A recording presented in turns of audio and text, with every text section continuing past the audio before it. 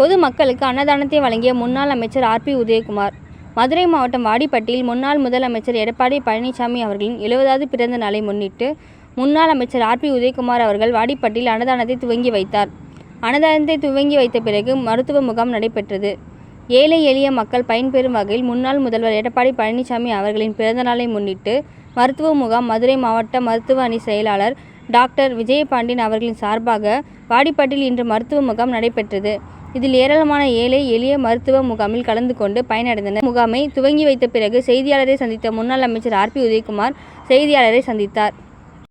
இந்த கோடை மழையிலே இன்றைக்கு தென்மேற்கு பருவமழையும் சேர்ந்து இந்த கோடை மழை இந்த காற்றழுத்த தாழ்வு பகுதி அது புயல் எங்கே வேண்டுமானாலும் கரையை கடந்தாலும் கூட அதனுடைய தாக்கம் எப்படி இருக்கும் என்று இந்திய வானிலை ஆய்வு மையம் வெளியிடுகிற அந்த எச்சரிக்கை அறிவிப்பை, ஏனென்றால் மிக்ஜாம் புயல் போல நாம் தும்பை விட்டு வாழை பிடிக்கின்ற நிலையாக இருக்கக்கூடாது. வருமுன் காப்போம் என்ற நிலையை நாம் கையில் எடுக்க வேண்டும். வந்தபின் பார்ப்போம் என்ற நிலையிலே தான் இந்த திமுக அரசு தொடர்ந்து செயல்படுகிறது. மதுரையிலே பார்த்தீர்களானால் இன்றைக்கு 10,000 பேர்கள் வருகிற மாட்டுத்தாவணி பேருந்து அந்த நிலையத்திற்கு அருகிலே இருக்கிற பூ மார்க்கெட்டு, காய்கறி மார்க்கெட்டு, பழ மார்க்கெட்டு எல்லாமே பார்த்திங்கன்னா சேறு சகதியமாக இருக்குது. அதனால தான் இன்றைக்கு பத்திரிகையில் கூட செய்தி வந்தது. காய் வாங்க வருவர்களெல்லாம் நோய் வாங்கி செல்லுகிற ஒரு அவல நிலை இருக்கிறது.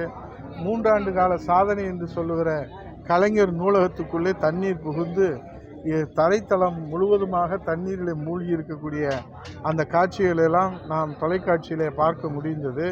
அதே போன்று பாலங்கள் இப்போது மாண்புமிகு அமைச்சரவர்கள் நவம்பர் மாதம் நெடுஞ்சாலைத்துறை அமைச்சர்கள் திறந்த பாலம் உடைந்து அது சீர் செய்யப்பட்டிருக்கிறது. அதேபோல் மாவட்ட ஆட்சியர் அலுவலகத்திலே தண்ணீர், தாலுகா அலுவலகத்திலே தண்ணீர், மீனாட்சி அம்மன் கோயிலிலே தண்ணீர் என்று எல்லா இடங்களிலும் தண்ணீராக இருக்கிறது.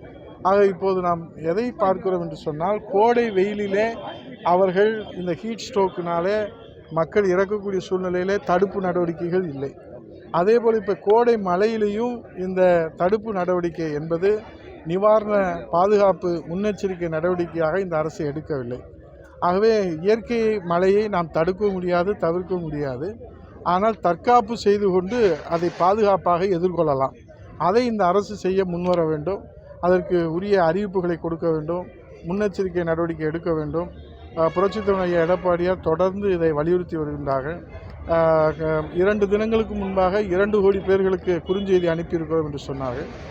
4 நாட்களுக்கு இப்போது 4 கோடி என்று சொல்லுகிறார்கள். குறுஞ்செய்தியை எத்தனை பேர்கள் அதை வாசித்து தெரிந்து புரிந்து கொள்வார்கள் என்பது தெரியாது.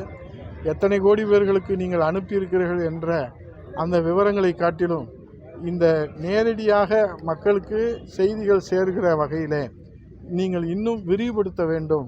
மக்களுக்கு தொலைக்காட்சி வாயிலாக மக்களுக்கு நம்முடைய பொது அந்த எலக்ட்ரானிக் மீடியா மூலமாக தகவல்களை கொண்டு சேர்க்க வேண்டும். ஆகவே இந்த நடவடிக்கையின் மூலமாக உடனடியாக நிவாரண முகாம்களை தயார் நிலையில் வைத்திருக்க வேண்டும், மருத்துவ முகாம்களை தயார் நிலையில் வைத்திருக்க வேண்டும், சுத்தமான சுகாதாரமான குடிநீரை வழங்க வேண்டும். ஏனென்றால் இது திருவிழா காலங்களாக இருக்கிற காரணத்தினாலே எங்கு பார்த்தாலும் மக்கள் திருவிழா. இன்றைக்கு கூட வைகாசி விசாக திருவிழா. மக்கள் இன்றைக்கு அறுபடை வீடுகளில் முதல் படையான திருப்பரங்குன்றத்தில் பால்குடம் ஏந்தி, வேல் ஏந்தி, அங்கே காவடி ஏந்தி ஆயிரக்கணக்கான மக்கள் அங்கே செல்கிறார்கள். அவர்கள் கூட அனைத்து இந்திய அண்ணா திராவிட முன்னேற்ற கழகத்துடைய நிரந்தர பொதுச் செயலாளர் புரட்சித் தலைவர் ஐயா எடப்பாடியாருடைய ஆணைக்கு இணங்க கழக புரட்சித் தலைவர் அம்மா பேரவையின் சார்பிலே மாநில துணைச் செயலாளர் வெற்றிவேல் அவர்கள் இன்றைக்கு முழுவதும் 10,000 பேர்களுக்கு பக்தர்களுக்கு மேலே அங்கே அன்னதானத்தை காலையில் 6 மணிக்கு நாங்கள் எல்லாம் சென்று அதை தொடங்கி வைத்திருக்கிறோம். இங்கே நம்முடைய புரட்சித் தலைவர் ஐயா எடப்பாடியாருடைய பிறந்த தின விழாவிலே 70வது பிறந்த நாள் விழாவிலே வைகாசி திருநாளை முன்னிட்டு, விசாகத்தை முன்னிட்டு நம்முடைய ஒன்றிய கழகத்துடைய செயலாளர் அருமை சகோதரர் காளிதாஸ் அவருடைய தலைமையில் சிறப்பான ஏற்பாடு செய்யப்பட்டிருக்கிறது. ஆகவே தூங்கி கொண்டிருக்கிற அரசு, முடங்கி கிடக்கிற அரசு, அக்கறை இல்லாத மக்கள் மீது அக்கறை இல்லாத அரசு, கோடை வெயில் என்றால் வறட்சியை மக்களுக்கு பரிசாக தருவதும், கோடை மழை என்று சொன்னால் வெள்ளத்தை மக்களுக்கு பரிசாக தருவதும், மக்கள் இன்றைக்கு கண்ணீரிலும் தண்ணீரிலும் மூழ்கி கொண்டிருக்கிற இந்த சூழ்நிலையை மாற்றி அமைக்கக்கூடிய நடவடிக்கைகளை இந்த அரசு எடுக்க முன்வருமா என்பதை சோழவந்தாலிருந்து வாடிப்பட்டியிலிருந்து அரசினுடைய கவனத்துக்கு கொண்டு வருகிறது.